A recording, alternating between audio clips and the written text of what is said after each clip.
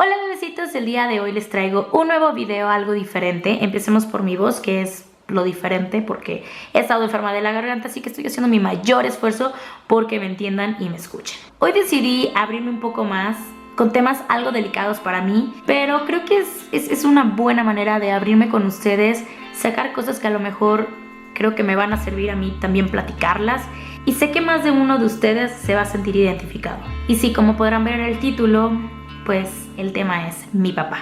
Saben, nunca me había atrevido a hablar como de este tema, y a pesar de que estoy solamente parado frente a una cámara, creo que me va a costar algo de trabajo, pero quiero compartirlo con ustedes. Yo no fui de esas personas que no conocía a su papá, tampoco fui de esas personas que nunca convivió con él, pero de cierta manera digamos que es algo parecido. Mi mamá se casó y posteriormente me tuvo, digamos que hubieron problemas y pues se tuvo que separar y posteriormente divorciarse cuando yo tenía solo 1 año. Y pues al ser una bebé no tenía noción de lo que pasaba a mi alrededor en esos momentos. Vaya, a esa edad creo que ni recuerdos tienes. Y en lo personal sé que fueron momentos muy difíciles para mi mamá. Pero esa es una de las cosas que siempre voy a admirar de mi mamá, que a pesar de todo lo malo que pudo haber pasado, los problemas que pudo haber tenido, nunca se rindió por nada ni por nadie. Incluso ni por ella misma cuando llegó a sentir que ya no podía. Después de la separación y divorcio y todo ese rollo, regresamos a vivir a casa de mis abuelos. Mis hermosos abuelos. Que en realidad creo que ahí fue cuando comencé a tener recuerdos de mi infancia. Recuerdo mucho que teníamos un perrito que era así como todo esponjosito blanco que se llamaba Peluchín y me fascinaba, aunque estaba muy chiquita, yo le daba muchos besos. Me acuerdo que había una película que mi mamá me ponía de Lassie o algo así, el perro, y el niño le daba besos a su perro. Claro que era un perro hermoso con el pelaje, pero pues yo también le daba besos a mi Peluchín porque desde niña yo juraba que mi vida era una película. O sea, el drama ya venía en mi ADN. Desde niña siempre fui traviesa, alegre, necia, terca, dramática. Claro, dramática porque si tienes 3 años y desde los 3 años ya juras que tu vida es una película, pues creo que ahí está la respuesta. Para no hacer el cuento tan largo, voy a resumir lo más que pueda. Pasaron los años, un par de años, conoció a un hombre en su trabajo. El hombre estaba igual divorciado y tenía 2 hermosas hijas. Pasó el tiempo y comenzaron ellos dos a salir. Repito, son cosas que yo no entendía porque yo tenía 3, 4 años. Recuerdo, y ni siquiera sé por qué lo recuerdo porque pues estaba muy chiquita, que yo estaba acostada en mi cuarto en casa de mis abuelos y estaba escuchando un cassette de Aladín, que era el cuento de Aladín, y mi mamá no me dejaba cambiarlo yo sola el cassette. Entonces lo que hice fue gritar: ¡Mamá! ¡Ya se acabó! Cuando llegó al cuarto, no pregunten cómo ni por qué, es algo que hasta la fecha no me explico, y le pregunté: Mamá, te están pidiendo la mano, ¿verdad? Dígame qué niña de 4 años pregunta: mamá, te están pidiendo la mano. Como por qué a los 4 años sabes que pedir la mano significa que se quieren casar contigo. Mi mamá solo me vio con una cara de sorprendida y me dijo: sí, y una cosa así. Tengo vagos los recuerdos, pero sé que así fue. Y pues en efecto, el novio de mi mamá estaba pidiéndole la mano a mis abuelos para casarse con ella. En fin, posteriormente nos mudamos a la casa del esposo de mi mamá y sí, mi mamá se volvió a casar. Y como les dije que yo vivía en una película, a todo le metía drama. Entonces cuando llegamos a la casa del esposo de mi mamá, pues digamos que me tardé en acoplarme, obviamente, porque pues yo estaba acostumbrada a estar con mis abuelos, con mis tíos, con mi mamá, ser una familia numerosa, pero muy feliz. Y recuerdo de las cosas que más me llegaron a molestar cuando recién me cambié a esa casa, fue que el esposo de mi mamá llegara y me impusiera reglas para estar en esa nueva casa. Y fue como: wow, permíteme un momento, estoy llegando y me estoy intentando acoplar y ya me quieres mandar. ¿Quién te crees? Y pues obviamente comenzó una lucha interna por rechazar cualquier cosa que viniera de parte del esposo de mi mamá como figura paterna hacia mí. Obviamente no era mi papá. No toleraba sus regaños, mucho menos toleraba sus castigos. Se me hacían absurdos y exagerados. Digo, hasta la fecha algunos me siguen haciendo exagerados. Recuerdo que me sentí incómoda y solo quería regresar a casa de mi abuela, a poder seguir comiendo con tortilla en vez de cubiertos, a poder poner los codos en la mesa, a poder correr por la casa, a poder desvelarme, a poder escuchar música, a poder hacer muchísimas cosas que ahora con las nuevas reglas yo ya no podía. Simplemente quería sentirme en casa, porque evidentemente esa no era mi casa. Cada vez sentía a mi mamá un poco más alejada de mí, pero creo que mucho de eso eran los celos que tenía al verla con otra persona y que ya no fuera tanta gente que me daba la atención y solo fuera mi mamá y el esposo de mi mamá y mi mamá estuviera enamorada de su esposo. Lo cual era lógico, ahí no tiene nada de malo, solo eran celos de niña. Digo, estar acostumbrada teniendo a mi mamá solo para mí, como por qué lo iba a compartir con un extraño que quería ser mi nuevo papá. Si se ponen a pensar en todas las películas o en la mayoría de las películas, todos los padrastros es como la figura mala, la figura que llega y te usurpa a tu papá y todas esas cosas. Entonces, como les digo que vivía en una película, pues no era de mi interés llevarme bien con él. Y repito, ¿para qué quería un padrastro si yo ya tenía a mi papá? Sí, claro, yo tenía a mi papá, el papá buena onda, el papá alivianado, el papá que me rescataba de ese infierno cada fin de semana que podía. Y digo que podía porque pues no siempre podía. Y pues sí, mi papá era esa persona que pasaba por mí, como les dije, los fines de semana cada que podía. Y era ir a pasar un fin de semana divertido, sin presiones ni regaños, ni nadie que me estuviera molestando más que nosotros. Y aquí es donde empiezan a suceder las cosas. Pasó el tiempo y de ser fines de semana pasaron a ser un fin de semana al mes, un fin de semana cada 2 meses, cada 3 meses, cada 4 meses, cada 6 meses. Y sinceramente no recuerdo cuánto tiempo pasó, pero sé que fue un periodo muy largo porque yo era muy chica y recuerdo que se me hacía eterno no verlo. Tenía como 6 años. Llegó un punto que dije, no, pues lo voy a buscar. Es mi papá, le puedo marcar. Y sí, marcaba, pero simplemente no podía, estaba ocupado o lo evadía con que tenía muchísimo trabajo. Pasaron los años y me fue costando un poco de trabajo ir asimilando que la figura paterna de la cual siempre estuve presumiendo como mi héroe, como mi papá, esa figura poco a poco se estaba alejando. O bien aceptaba y me conformaba con el esposo enojón de mi mamá, o bien me conformaba con ver a mi papá una vez cada que él podía o quería. Después de eso nació mi hermano. Y pues creo yo como tal que no hubieron celos de que hubiera nacido. Al contrario, dice mi mamá que yo desde chiquita le pedía que quería tener un hermanito. Eso fue más o menos cuando yo tenía como 7 años y medio, casi 8 años. Y pues bueno, creo que cuando llegó mi hermano fue una etapa bonita y lo disfrutamos todos muchísimo. Y así pasaron los años y llegó mi adolescencia. Bendita adolescencia, pobre de mi madre.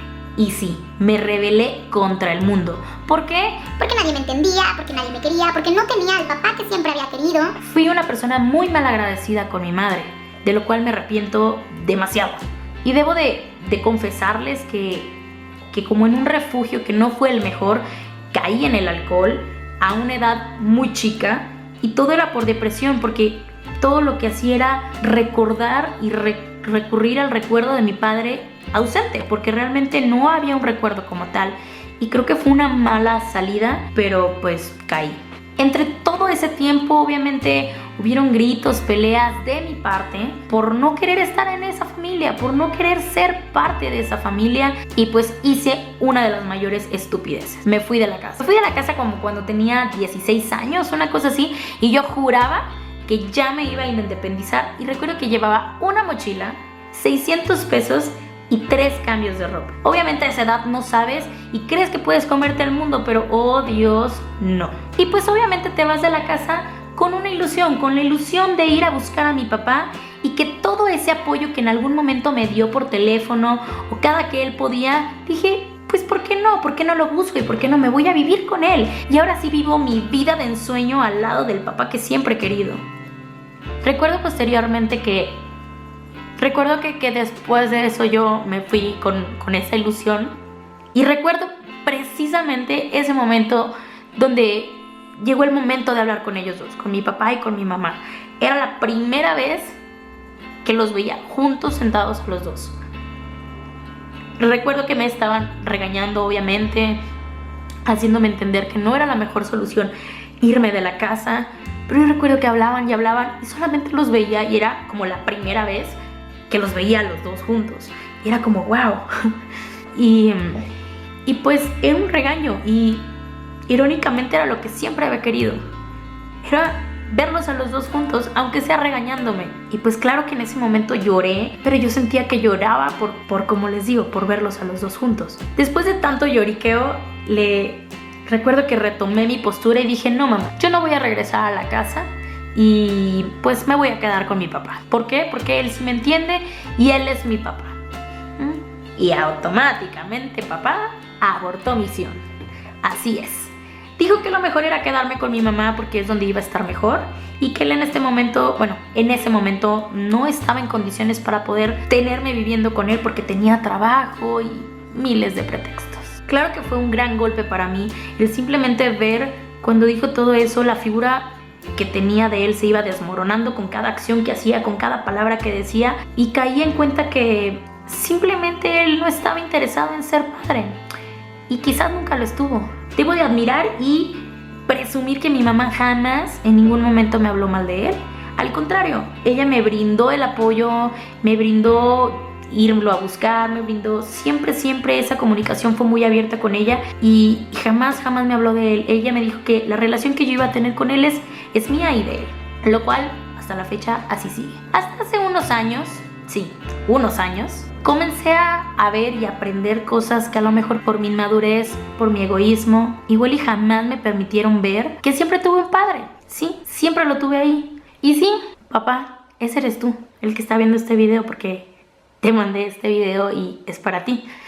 ¿Eres tú, papá, Eduardo? Y sí, bebés, ese Eduardo es el esposo de mi mamá. Estuve tan cegada en creer que en las películas los padrastros siempre eran los villanos que solo querían llegar a joderte la vida.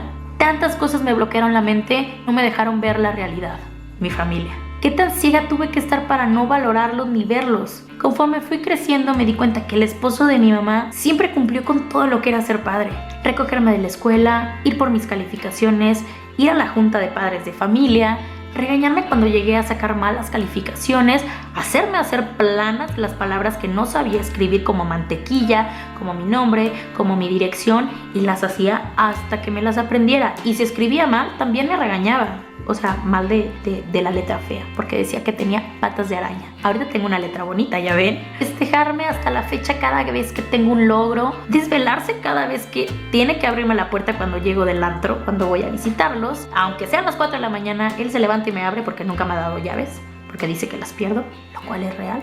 Así como explicarme de repente cosas de cultura que yo ni entiendo y él es muy culto, entonces platicamos y me empieza a decir cosas que pues son interesantes, como apagarme el internet cuando ya era muy noche, presentarle a mi primer novio, ir a mi primera comunión, ir a mi graduación, enseñarme a comer con los cubiertos y no con la tortilla, aunque en realidad lo sigo haciendo ya solita en mi casa, pero bueno, aquí ya nadie me regaña. Recuerdo que también me regaló mis primeros patines de Barbie porque mi prima jamás me los prestaba. Lo hice pasar por desvelos innecesarios, muy innecesarios. Así como a ir por medicina cada vez que me sentía mal. En alguna ocasión hice estupideces y me tuvieron que llevar de emergencia al hospital.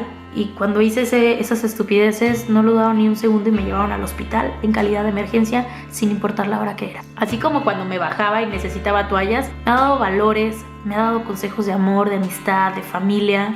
Pero sobre todo lo más importante es que es una persona que ama a mi mamá sobre cualquier cosa. Así que, ¿qué más podía pedir? Así que, bebés, el día de hoy me siento muy feliz de poder compartir esto con ustedes, de que la vida me permitió abrir los ojos y no seguir en mi inmadurez y así poder permitirme este Día del Padre, decirle a él, feliz Día del Padre.